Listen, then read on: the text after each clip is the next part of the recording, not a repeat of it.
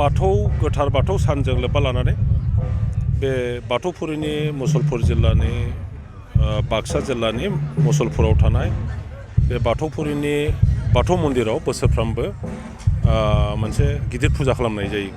देग्लाय बेखौ बांसिन गिदिरै खालामदों आरो बेहाय आंखौ लिंहरदों, आं फैदों। दिनै जों बयबो रायजो राजा बाथौ सिबियारि सुबुंफोरजों जों रायलायलायदों। बाथौआ जाहैबाय बर'फोरनि धोरोम आरो बे बाथौ धोरोमा गुबुन धोरोमा जि समावहाय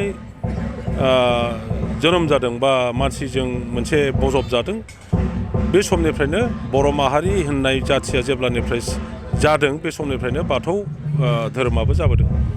गतिके बे बाथौ धोरोमानो जोंनि बर'फोरनि थामोनथा, जोंनि थांनानै थानायनि आसार खान्थि, राव, हारिमु, दामनाय देनाय, खननाय मोसानाय गासिबो बे बाथौ धोरोमजोंनो सम्पर्क दङ।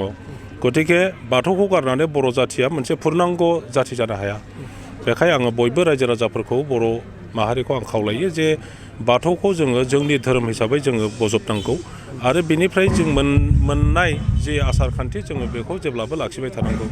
दा बाथौखौ मोनसे पुर्नांग धोरोम बानायनो थाखाय माखासे प्रसेस दङ।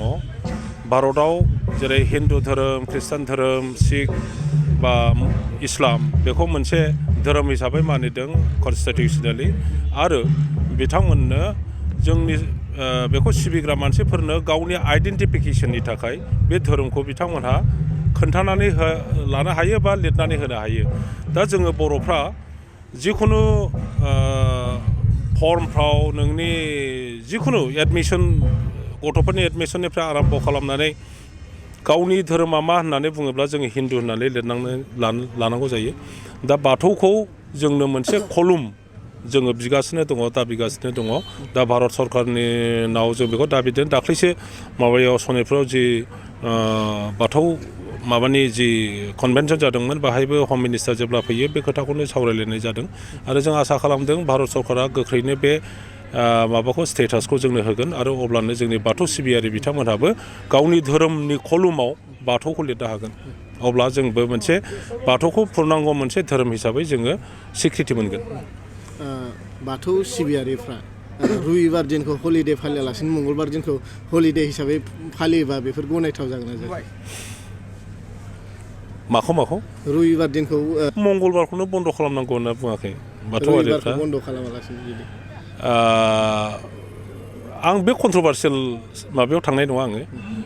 सानडेआ जाहैबाय दा इउनिभार्सेल मोनसे बन्दनि दिन। दा बेखौ जों मानिया होनना बुङोब्ला सारा पृथिबियाव मानिनायनि एगेन्सै बुंनाय जागोन। दा जोङो बाथौ सिबियारिफ्रा मंगलबारखौ आरो माखासे सानखौ बयनिफ्रायबो गोथारसिन सान होननानै साननानै लायो।